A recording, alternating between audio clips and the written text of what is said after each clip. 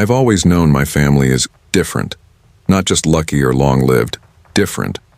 My grandmother passed at 98, but she could have passed for 65. My great-uncle at 102 still chops firewood without breaking a sweat.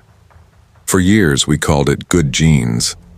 And we had one tradition everyone whispered about, the Renewal Stew. Dark, rich, aromatic, served at every gathering. It promised warmth, vitality, almost life itself. When my grandmother passed, the farmhouse came to me. Dust motes floated in the sunlight streaming through cracked windows.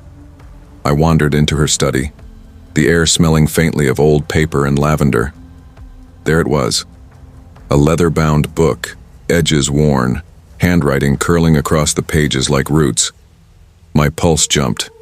I'd finally found it, the recipe for the Renewal Stew. But the page was mostly empty, no ingredients, no measurements. Only 2 lines. For the broth, follow the cellar instructions. For the seasoning, see the attic. Curiosity pried me downstairs.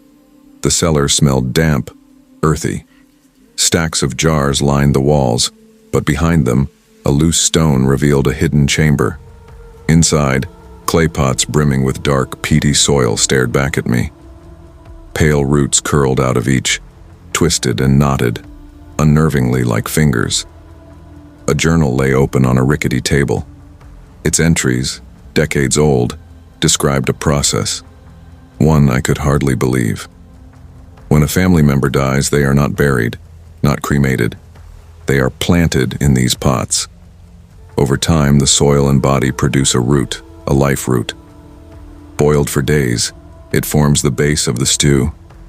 I felt my stomach churn. We weren't just cooking stew. We were consuming our dead. Shaking, I climbed to the attic. A trunk waited, locked and dusty. Inside, silver boxes, each engraved with a living family member's name. I found mine. Within lay a small, sharp obsidian knife. Another journal explained.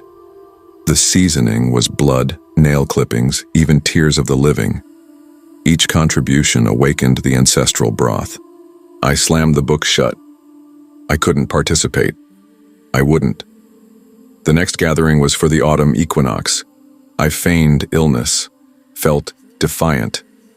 A week later, my mother's call came thin and trembling.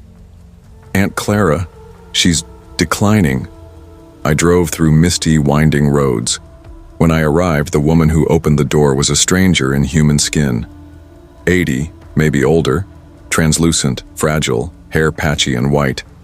But it was Clara, my aunt, 58. Her eyes glimmered with a desperate hunger. "You didn't come," she rasped, clutching my arm. Her nails cracked. "The stew, it's weaker when someone is missing." And suddenly it clicked. This wasn't longevity, it was a curse. We didn't age normally. We decayed, horrifically, grotesquely, and the stew held the rot at bay. Without it, the decay surged. The winter solstice was approaching. My mother's voice trembled again. "Your great-uncle can't hold an axe. New gray hairs, patches of skin come with it." Her words hung. She asked if I'd come home.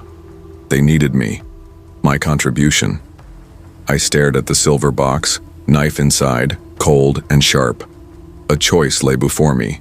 Participate, feed the curse, and temporarily save my family's vitality, or stay away, clean and safe, watching the decay inevitably reach them, and me.